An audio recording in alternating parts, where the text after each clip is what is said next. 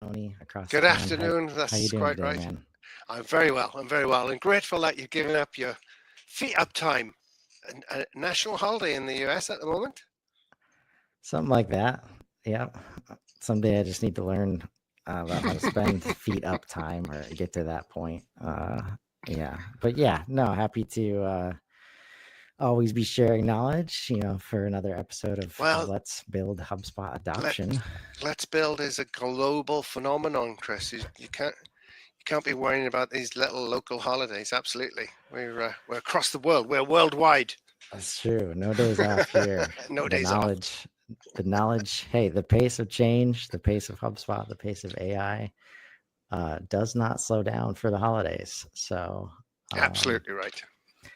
so we're here, and I thought it'd be good. We were on a chat with Pete Caputa and friends from DataBox on Friday.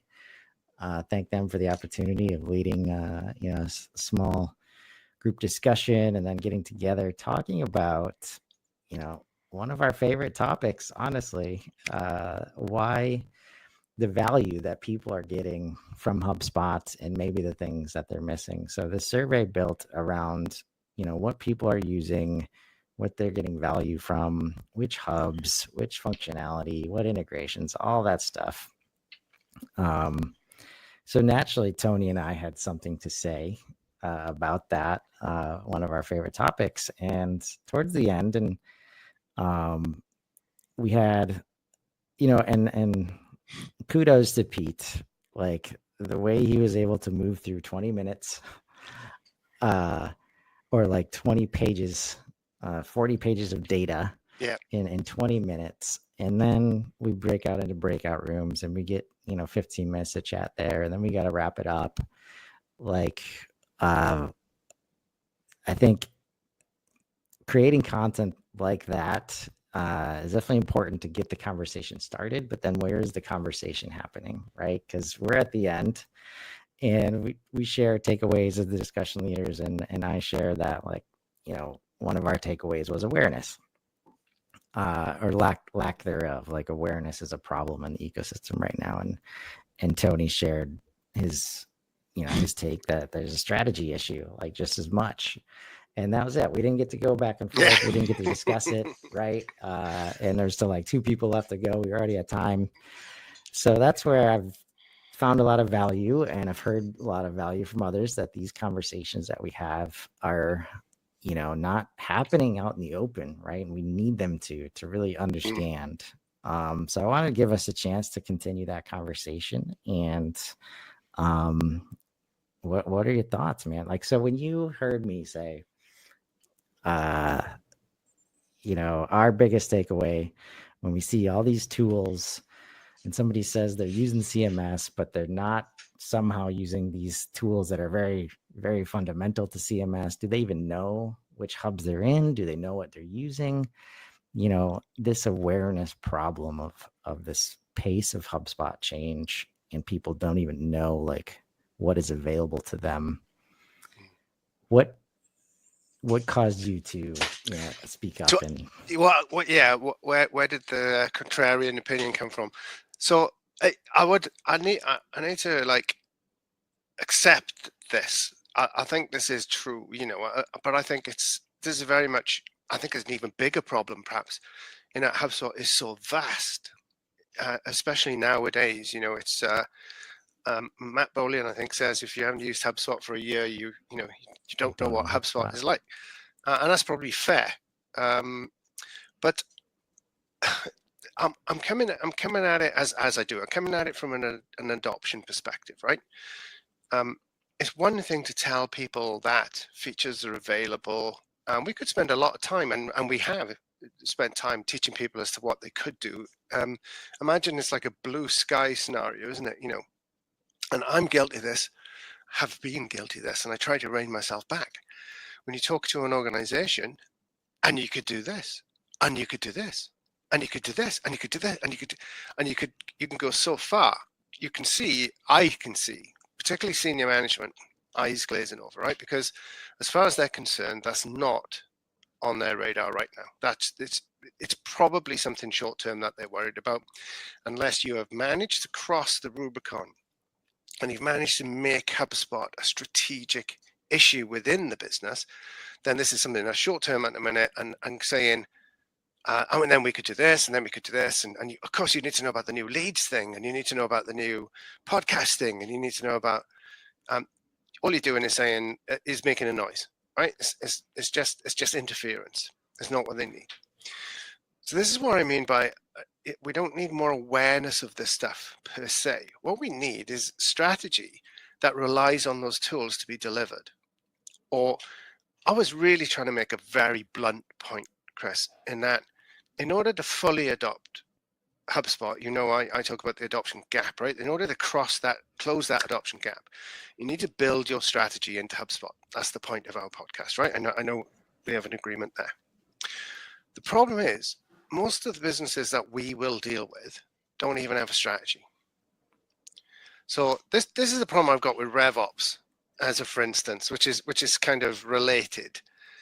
Any ops which is related, anything that purports to be increase efficiency and effectiveness of a system or a process, when you don't know what the strategy is a bit pointless, right? And it's the same play when it comes to telling people about all of these lovely tools that they have in HubSpot.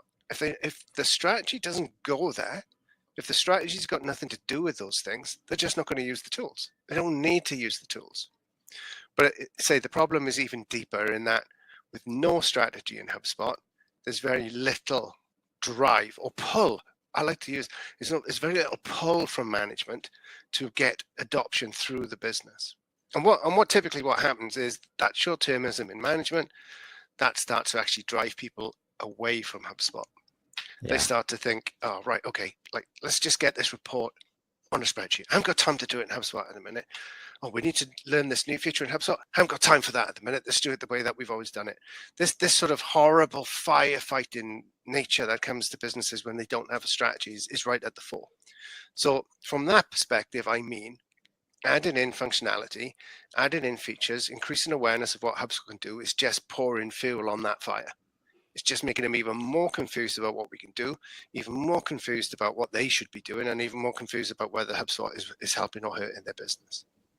Yeah, no, I think those are great points. And that's why I wanted to chat about it, because even in that forum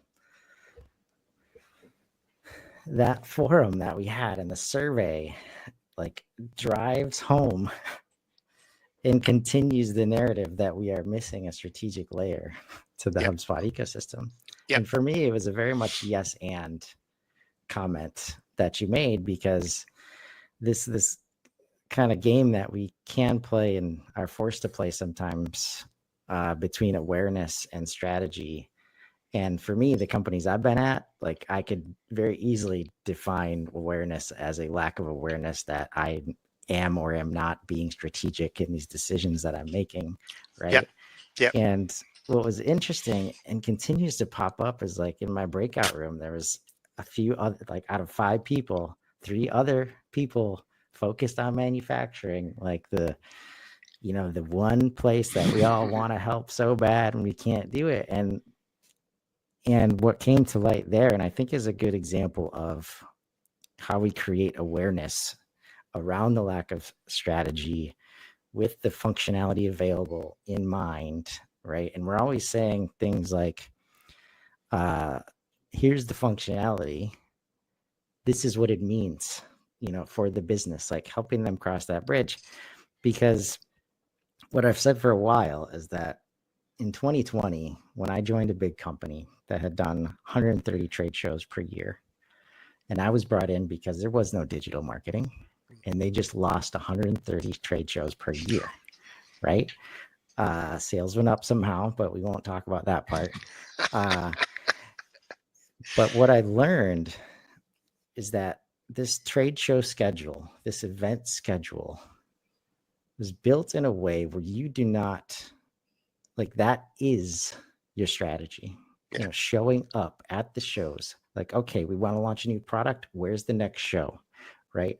So just showing up at the shows and the event organizers and the schedule that they've made does the strategy work for you. And that made sense before digital because that's where the audience was, right? So that's where you would go. And you didn't really need to think about strategy. So you never built those strategic muscles as an organization when it came to marketing. What came up on Friday is the challenge of like manufacturing reps and distribution channels. And what clicked for me, like the same thing has been true for some of these organizations when it comes to sales management, right? They basically delegated all of that to their sales channels, and they didn't have to build muscles around sales strategy. Yeah. It was like, who do I know that knows the most people about this thing, right? Okay, they're on the team. Like get after it. Now new marketers come in, new sales strategies come in. Okay, we want to be more direct. We want to tell our story, and people don't appreciate that, right? So how do we bring them in? How do we like this whole strategic conversation that needs to happen? That's where what I've found, but this is where you have to build that bridge. Yeah. Like I could just say, hey, let's invest in HubSpot CMS because it's easier to manage our website there. If I don't say what that means from a dollars and cents perspective, from a we don't need a big old team perspective, and we provide this better experience that everybody wants perspective, then it is just function, and the awareness of that function doesn't matter at all. No, and there's a huge piece there around the growth, around understanding what is going to promote growth. And if you go back a step, if we go back strategically speaking, if we go back a step, right, this is all driven by supply and demand. So put really simply, most business has progressed through chaotic to agrarian to industrial, and now we're on like industry 4.0. We're on digital orientation, whatever you want to call it, right? So every now and again, industry reinvents itself, sort of convulses, right? And a new orientation comes out for businesses. And part of the problem is a lot of the businesses out there, probably 90% of the businesses out there are stuck, in a couple of cohorts back from where a lot of business is at the minute. A lot of business is finding itself. And by that, I mean, if you manage to hit on product market fit, and it is very accidental in many cases, you effectively almost by definition become sales orientated, right? It's about making enough stuff, and it's about making it as efficiently as you can and as cheaply as you can, and making sure your channels are getting that stuff to the market, right? So you're competing against other people who are also doing that stuff. Now, as soon as that demand starts to fall back, or the supply gets to a point where the demand doesn't reach the same level, you will move to what they called a marketing orientation. And the marketing orientation was about finding a new product or a new market in which to sell so that you could continue the growth factor. Because you may have a product market fit, but now so is everybody else. Now, you either skate to where the pack is going to be, or you continue to fight a losing battle where you are. That was called the marketing orientation. As the internet came along and have empowered and enabled consumers even more so, we're in this digital orientation now, right? Where we must be customer centric. We must be, first and foremost, we must be customer centric. I still don't believe, I'm aware of very, very few businesses that are truly customer centric. I can't think of any off the top of my head, and maybe somebody could come up with one or two. But generally speaking, businesses are invented for the purpose of making money for the people who own it. Consequently, they are not customer centric. They're owner centric, right? So as your business goes through that thing, then so your strategic focus changes. If you're in production orientation and all you need to do is make as much stuff as you can, that's all you worry about, manufacturing. Make as much stuff as we can, make as much stuff as we can, make as much stuff as we can. If some demand and supply start to even off, then we start to compete with other manufacturers. We go into sales orientation. So make as much stuff as we can, as cheaply as we can, and sell it to as many people as we possibly can, right? We don't need to be strategic. We don't need to think about new products, markets, or services, because all we're doing is doing what we've always done, and doing it faster and doing it cheaper, and trying to do it for bigger, faster, as Guy Kawasaki says, faster, cheaper, bigger, faster, cheaper, status quo. That's all we're interested in. If the game fundamentally shifts, suddenly we're in a business that doesn't have any foundation anymore. Suddenly we're starting to flail around a little bit. We're starting to go, hang on a minute, demand has gone. I've got all this supply, I've got all this capability and all this capacity. What am I going to do with it? So you need to reinvent. When you need to reinvent, tools like HubSpot with its analytical power, its marketing power, its sales, its customer service power become vital. If you want to move even further forward into the digital orientation and put your customers, at least more so than you were previously doing, put your customers at the center, you need to listen to them. You need a single customer view. You need to be able to collect data from all points and bring it together so that you can see what's going on. Suddenly a HubSpot is a necessity. So one of the reasons why people don't have the awareness of the things that these tools can provide is because they don't care, because they're in an old mindset. They're in a pre-digital mindset where it's about making bigger, faster, cheaper status quo. As soon as those businesses, for whatever reason, they change, and most of the time, Chris, as I've said to you before, they don't change, they don't transform, they die. They die and get replaced. You know, we have youngsters coming to us, new businesses coming. It's the first thing they want is a CRM. They won't even start their business until they've got a CRM because they know how important this stuff is. Whereas we've got manufacturers, as you said, or any kind of legacy business, we don't need to bother with all that stuff. And the thing is that supply demand may have already trapped them. You know, they may already be sinking. They probably are sinking. And unless they're willing to transform, no, this is the point. Businesses who want to transform will embrace it. Businesses that don't want to transform won't. And that's why I say awareness is not as important as strategy from this perspective, because if your strategy is to keep doing what you always did and hope to get what you always got, which probably isn't going to work, then you don't need to change. You don't need something like HubSpot. Therefore, all the awareness in the world is not going to make any difference. Therefore, it's not an awareness problem we have. It's a strategy problem in that the businesses that we're trying to help, they don't want to help. They just don't want it. Yeah. No, they don't ask for it. And that's where, unless you trigger like some easy win, you know, like sending out email blasts easier than you were doing it before, and, you know, the leads trickle in because of that. And that's what forces people to sell and service HubSpot in that way. But that puts HubSpot in a corner. Yes. puts baby in the corner. Yeah, absolutely. It's never moving from the corner.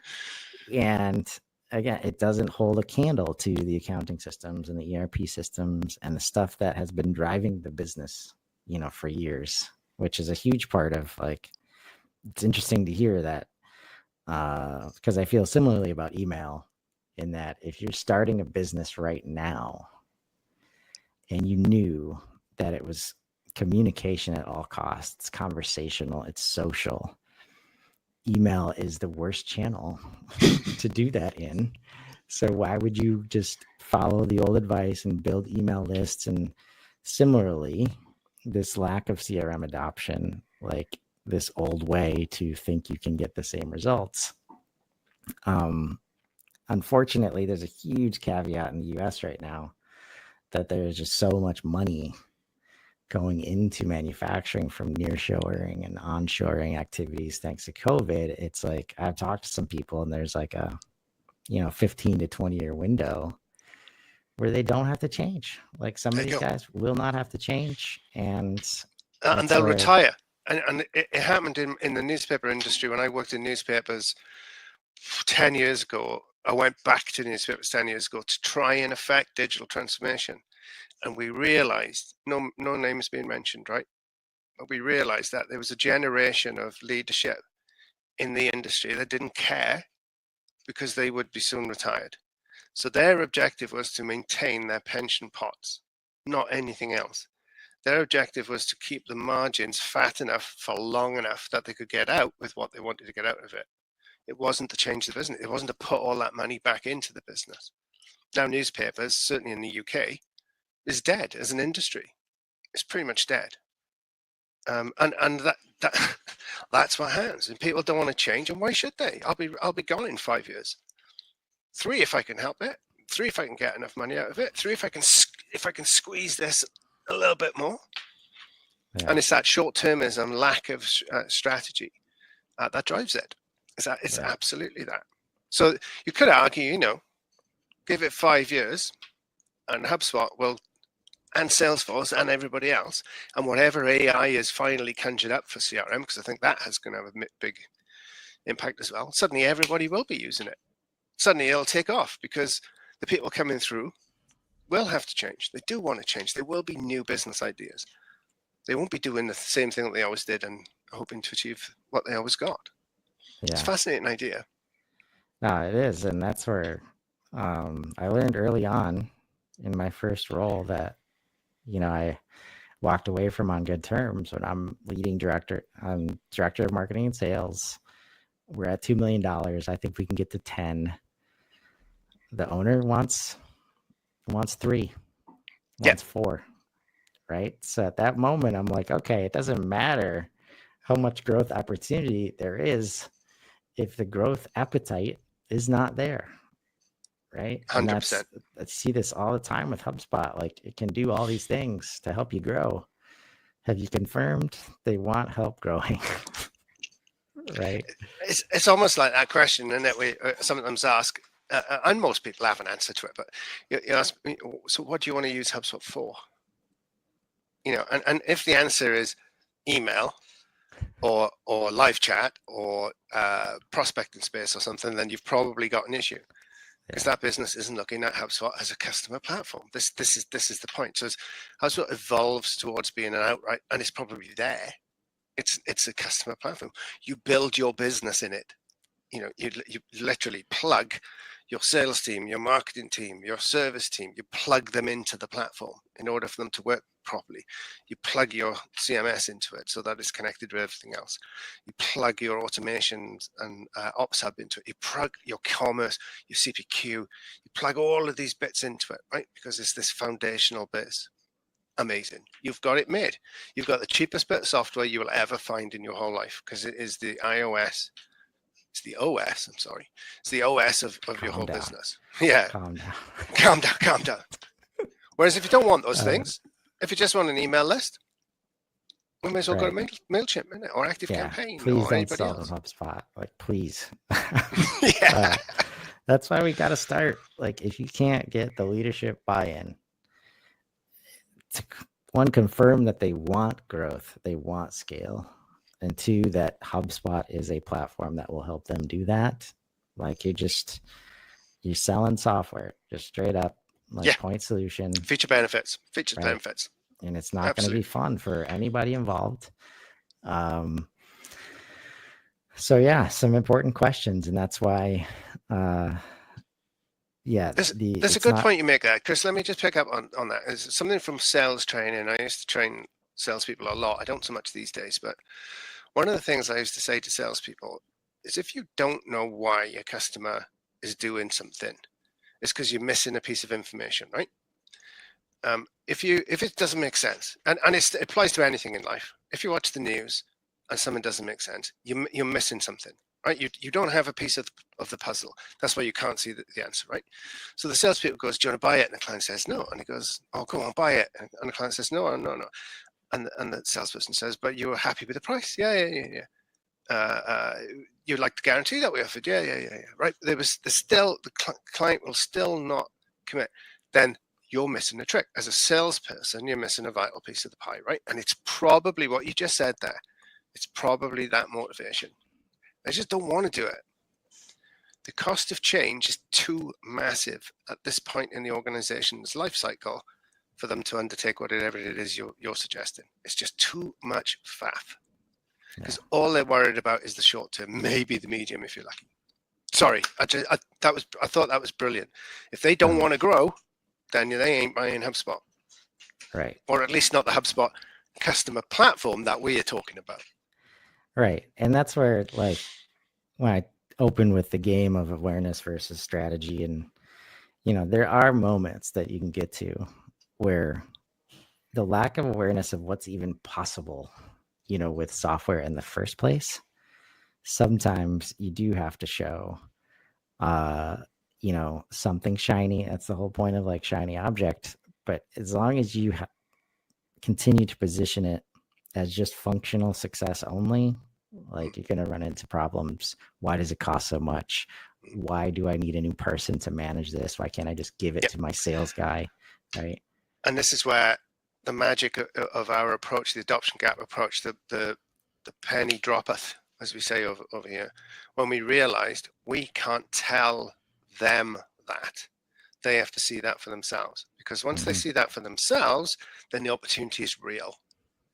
So it's easier, if you like.